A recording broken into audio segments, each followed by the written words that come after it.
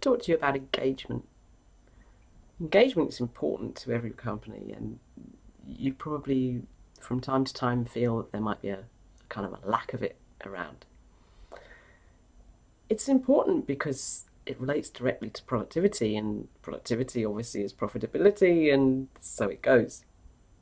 So considering engagement, which is a human factor, is really rather an important thing to be doing. The aerospace industry has actually introduced human factors into its code of conduct, expected from suppliers and so forth.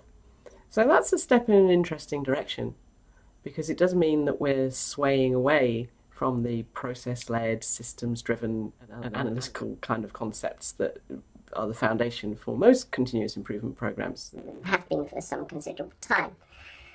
So where it's going next is quite interesting, but we really have to assume, the way the world as it is, that things are going to move in a direction that demands more attention to humanity and more empathy involved in the workplace dynamic. That's going to be expected. So what have you got then when you've got a disengaged culture? We'll come in with our baggage on a Monday morning.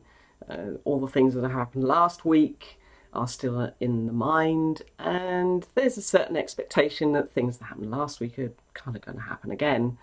So that leads to a bit of demoralisation before you start. And that can happen on a regular basis. People can come in every day feeling like that sometimes. Not everyone's different, so some will be bouncy and some won't. But at the end of the day, you might also find there's a sense of reluctance about certain things. You might find it the old 60-40 rule kicks in here.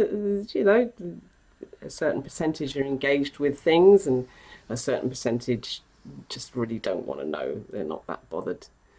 So you've already got that sense of reluctance to deal with before you can push anything forward. Then you've got the cliquey element, the sticking together, groups of people who tend to put themselves together like glue and exclude others or judge others. There's a lot of judgment going on, and cliques tend to form because birds of a feather stick together, and that's what happens. But it's a dangerous kind of cultural edict because it breaks down communication, and what you get then, you get poor communication systems.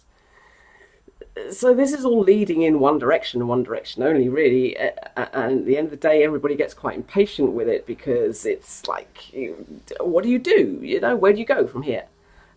How are we going to change anything? And that goes and feeds into the demoralisation, and bingo, hey presto, yeah, that's right, Monday morning is around again. And the cycle goes on. It's a hamster wheel. And it happens in a lot of companies. So what happens then when you've got an alignment going on and you've got an engaged culture? Okay, well, that's different, because then you're going to get positive communication as a result of high energy. You've got a higher energy level of the way people are reacting to each other, the way they feel about themselves, the way they view the equipment, the company, and the whole thing is in a completely different balance. Positive communication results, and so does trust, because all of a sudden everybody realizes that everybody really actually thinks and feels the same way, and nobody really wants it to be like this. Even the hard, dyed-in-the-wall people you think are never going to be any different, they're just going to come into the desk and grump every day.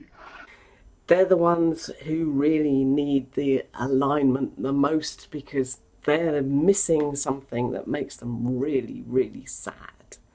Coming into work being sad is really not a good construct for productivity. So when you have trust and you have that sense of coordination that people gain from feeling that kind of trust with each other, then you have an appreciation come into play. An appreciation of how the workforce can be, because it's being created. People are actually learning how to create a workforce that's enjoyable to come into every day. which is a completely different ballgame. So then not only do you have the communication flow, and you have the trust element coming in, so that dissolves the cliques and starts getting people to understand the value of working together. Then you have that sense of alignment that you've been looking for.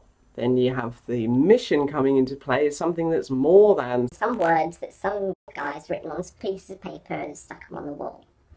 Becomes something to live, feel, engage with. That's what alignment means. So they're the two divergents of cultures that you can get. And now I'm going to go into what things can look like from the scientific point of view.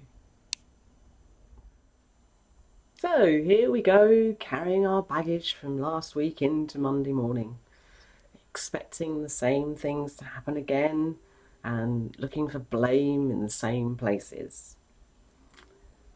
This is a workforce that doesn't know how time really works and has got itself stuck in the past.